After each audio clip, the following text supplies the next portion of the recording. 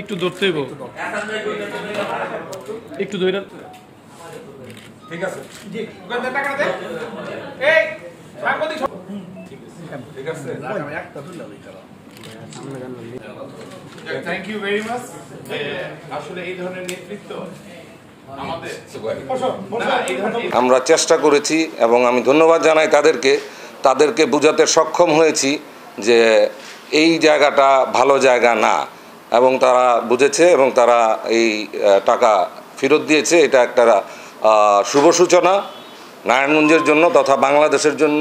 এটা একটা ভালো মেসেজ যে এই ধরনের বহির্ভূত কাজ যাতে আমরা না করি। আমরা ব্যবসায়ীরা কোনো দল করি না, আমাদের কোনো দলীয় পরিচয় নাই, আমরা ব্যবসা করি। আমাদেরকে স্বস্তিতে থাকতে দেন, শান্তিতে থাকতে দেন।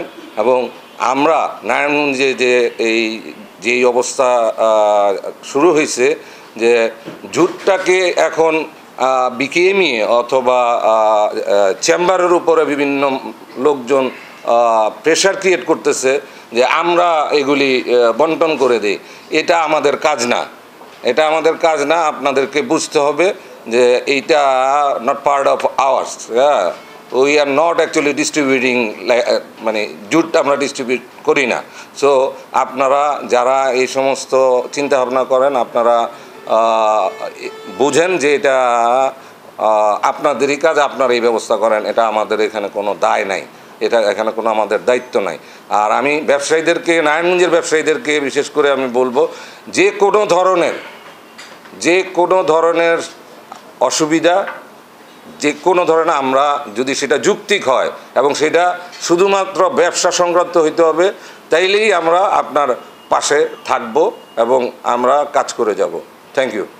মাসুদুজ্জামানকে যে দায়িত্ব নেওয়ার পরেই ব্যবসায়ীদের স্বার্থ সংরক্ষণে যেভাবে ভূমিকা নিয়েছে, এটা আমরা তাকে অ্যাপ্রিসিয়েট করি এবং তাকে ধন্যবাদ জানাই, কৃতজ্ঞতা জানাই ব্যবসায়ী সমাজের পক্ষ থেকে।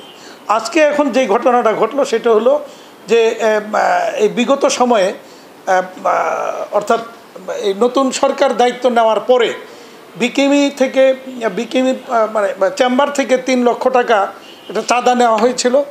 আর বিকেএমই থেকে সেটা নেয়নি, যদিও সেটা আরেকটা অ্যাসোসিয়েশন থেকে আরও 5 লক্ষ টাকা চাঁদা নেওয়া হয়েছিল। সেটা হ্যাঁ, আমার মাধ্যমে। তো সেটা মাসুদুজ্জামান দায়িত্ব নিয়ে এইটাকে ফেরত আনার ব্যবস্থা করেছে। এবং যেদিন প্রেসিডেন্ট হিসেবে দায়িত্ব নেয় নারায়ণগঞ্জ চেম্বারের, সেদিনই মাসুদ বলেছিল যে এই চাঁদাবাজি বন্ধ করতে হবে এবং চাঁদা যারা নিয়েছে সেটা ফেরত দিতে হবে, এবং আলটিমেটলি সেটা ফেরত দিয়েছে।